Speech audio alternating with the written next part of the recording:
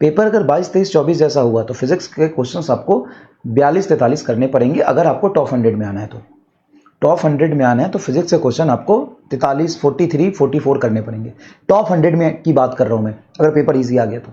और पेपर अगर टफ आ गया, लास्ट ईयर जैसा आ गया, तो लास्ट ईयर जैसा पेपर आ गया तो आपको पहले वो 40 क्वेश्चन पे फोकस करना है जो हमें करने हैं, सेकेंड राउंड में वो 5 क्वेश्चन करना है। समझ गए? तो आप सिर्फ 2 क्वेश्चन आपसे नहीं हो तो घबराओ मत। अगर वही एग्जाम में नहीं होता तो ज्यादा घबराते ना।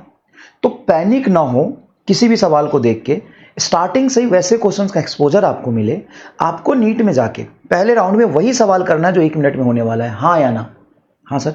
और जो क्वेश्चन 2-3 मिनट में होने वाला है उसको हम सेकेंड राउंड में नीट में या एग्जाम में या घर पे अटेम्प्ट करेंगे। तो अभी से आप आदत डालिए, ध्यान से सुनिए जो मैं कह रहा हूं, आपका पूरा भविष्य बदल देगा, आगे पढ़ाई करने का तरीका बदल देगा और आपको सिलेक्शन की तरफ ले जाएगा। जो मैं कह रहा हूं ध्यान से सुनिए। चाहे आप रिवीजन कर रहे हो, चाहे आप असाइनमेंट सॉल्व कर रहे हो, चाहे आप टेस्ट दे रहे हो, आज के बाद से जो कुछ भी करोगे ये एटीट्यूड डेवलप करोगे कि क्वेश्चंस कौन से हैं जो एकदम इजी है और मेरे से तुरंत हो जाएंगे, क्वेश्चन कौन से हैं जो थोड़ा टफ लग रहा है लेकिन मैं कर लूंगा, और क्वेश्चन कौन से हैं जिसको सॉल्व करने में 3-4 मिनट लगेगा, कौन से होते हैं जो इजी और आप कर लोगे। सर वो तो डायरेक्टली फॉर्मूला बेस्ड होता है, क्लास में भी हम पढ़ते हैं, पीवाईक्यू में आता है, इजी होता है, हम कर लेंगे, कर लोगे। दूसरा सवाल, कौन सा ऐसा सवाल है जो थोड़ा टफ है लेकिन दिमाग लगाऊंगा, कैलकुलेशन थोड़ा होगा तो थोड़ा कर पाऊंगा मैं, लेकिन 1-2 मिनट लगेगा। हाँ सर वो भी समझ जाते हैं। कौन सा थर्ड सवाल है जिसको करने में सच में 4-5 मिनट लग जाएगा और आपके पास एग्जाम में 5 मिनट टाइम नहीं होगा, सर वो भी पकड़ लेंगे। तो ये पकड़ना सीखो। तो सवाल का कैटेगरी जो है ना वो बांटना सीखो, ABC। सर ऐसा काम हम क्लास में करें? हाँ क्लास में करिए। क्लास में जब सवाल कराते हैं तो आपके अंदर ये एटीट्यूड डेवलप होना चाहिए ना। अच्छा, नीट 2025 का पेपर एक बार घर पे लेके बैठना।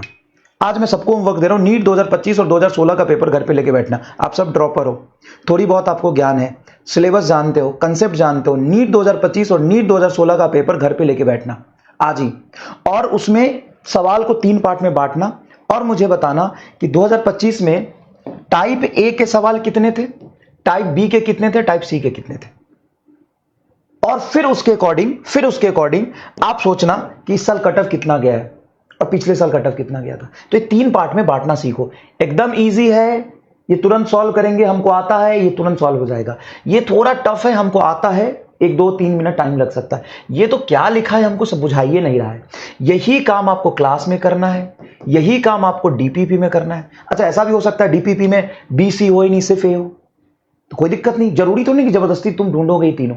अगर डीपीपी में ए बी है तो खुश हो जाओ, ठीक है सर ए बी है, मेरा काम हो जाएगा। बी समझ गए सर, इसमें सी नहीं था, हो सकता है सी हो। असाइनमेंट में वही काम करना है, असाइनमेंट में वही काम करना है, टेस्ट में वही काम करना है, और ये काम करो और डरना बंद करो।